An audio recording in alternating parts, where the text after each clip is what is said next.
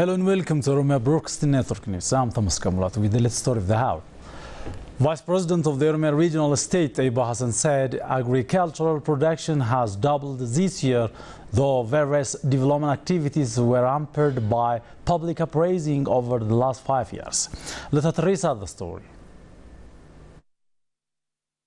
Vice President of the Oromia Regional Estate, Aiba Hassan, who is also coordinator of social sector, has briefed OBN regarding the economic development activities underway in the region. According to Aiba, various development works were hampered over the last 5 years due to public uprisings held against dictatorial rule. Aiba underscored that the Oromia regional government has been committed to solve the complex problems of the region, accepting the public demand for change. She revealed that the development works are underway, saying that agricultural production has doubled in this year.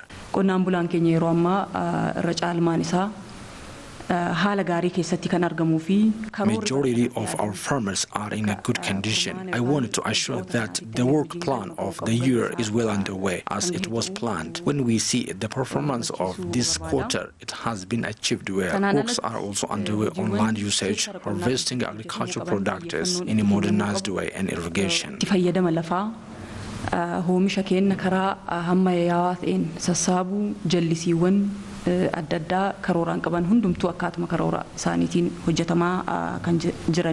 Aiba said that efforts have been exerted to expand education access and quality, adding that there are improvements in implementing health extension packages. The Vice President said the regional government is dedicated to engage more than 1.2 million job seekers into work.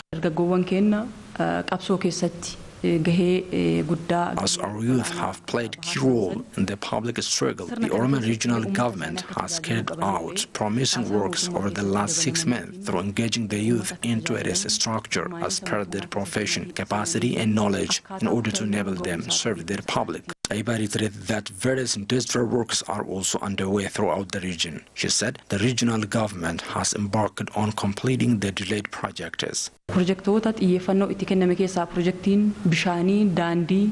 attention has been given to the projects like water, road, health, irrigation, education and others which could play a vital role in poverty reduction. We are working with emphasis in this regard.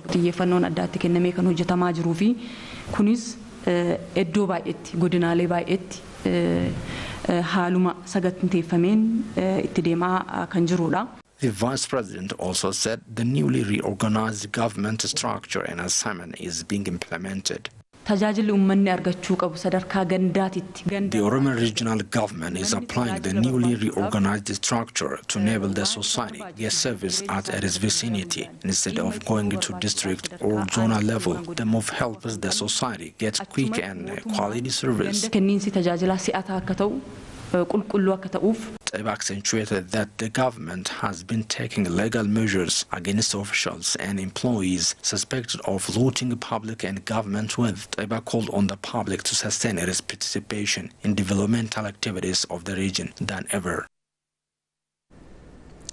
The Oromia Government Procurement and Property Disposal Agency says it is working to solve problems related to procurement in the region.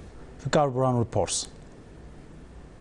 The Oromia Government Procurement and Property Disposal Agency, in collaboration with the Oromia Finance and Economic Cooperation Bureau, has discussed with representatives of government sectors and suppliers on ways of improving challenges the government sectors are facing in purchasing. Lack of foreign currency, problem of quality property, price increment on commodity with a short period of time, lack of agreement and the lack of expertise in the sectors are among the challenges identified by the agency. Mirat Milkeso is acting Director of Law with the Oromia Finance and Economic Cooperation Bureau. He said that government sectors should purchase property based on the legal frame. Akkaataa labsii lakkoo 157 labsii sirna bittaa jechuudha. The Procurement Proclamation number 157 has clearly said the regulation of government procurement. According to this proclamation, government sector should follow legal procedures. There are small purchases like computer and other office materials and a big purchase like vehicles. These properties should be bought with clear bid. Director General of the Oromia Government Procurement and Property Disposal Agency, Samson Baratu, states that the agency is working with due attention to solve problems seen in the area, being with the Oromia Finance and Economic Cooperation Bureau.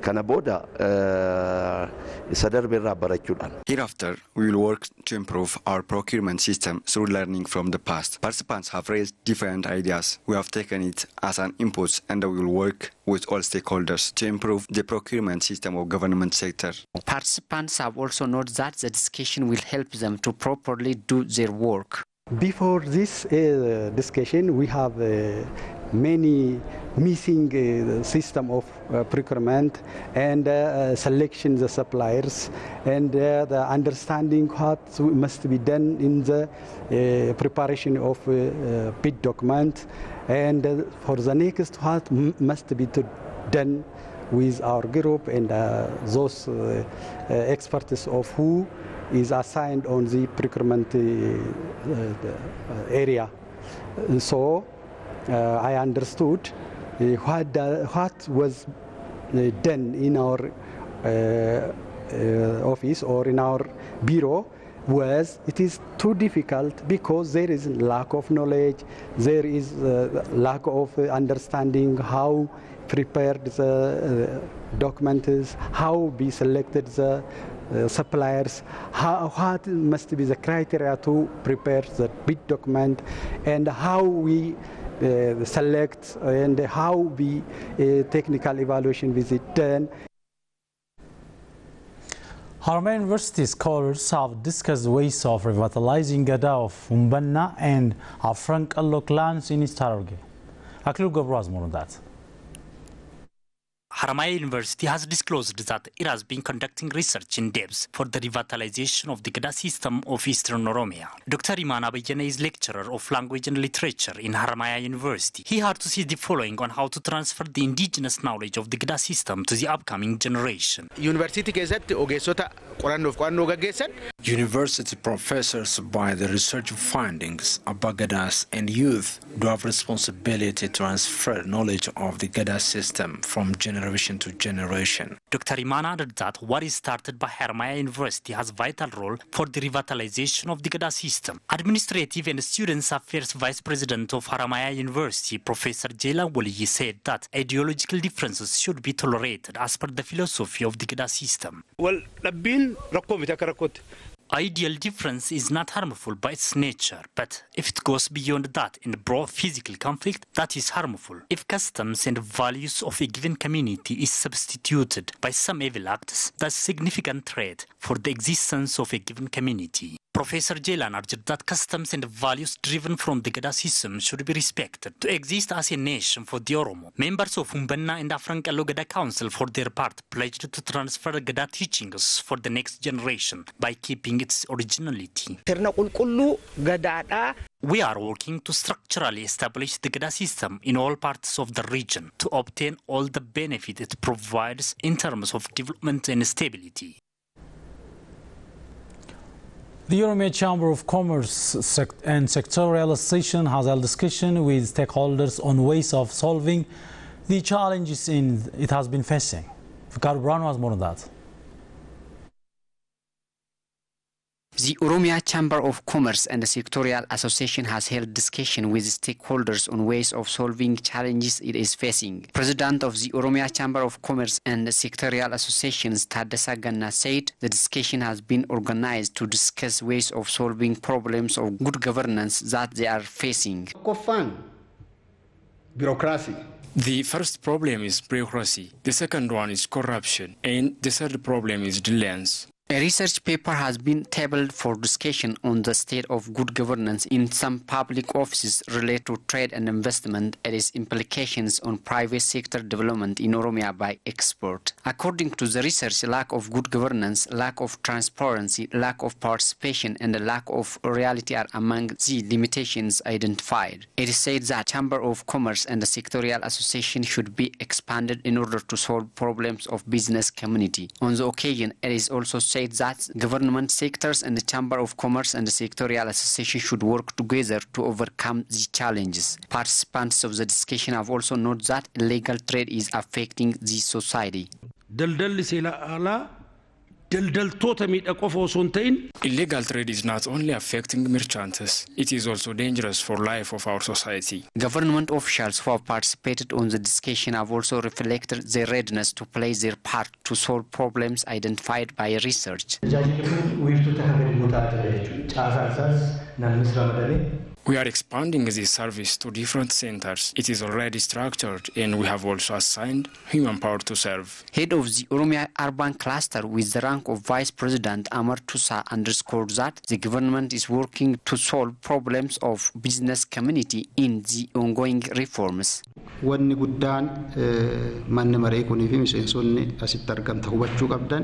you should understand is that the government is making reforms on politics, laws and structures. After we complete this, we will come up with solutions. This can't only be done by the government. Business communities should also play their part, especially in sustaining the started reforms.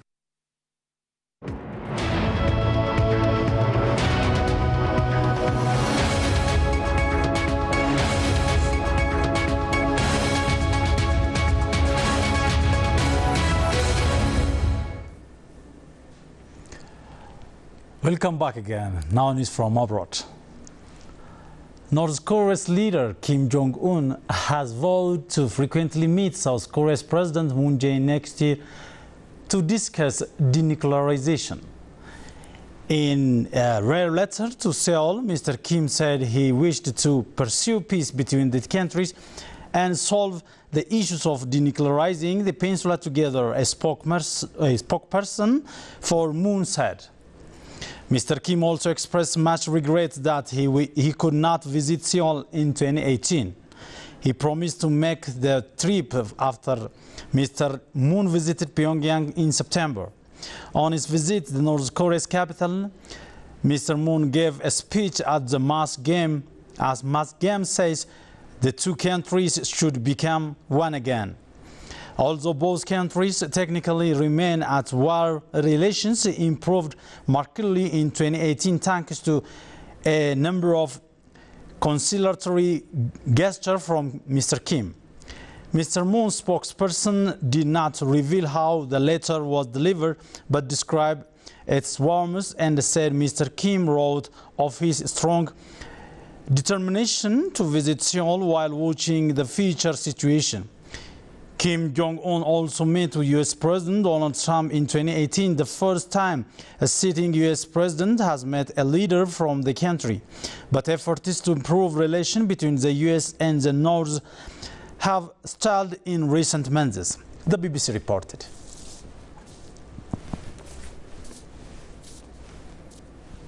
Thank you so much for joining us. That's all for now.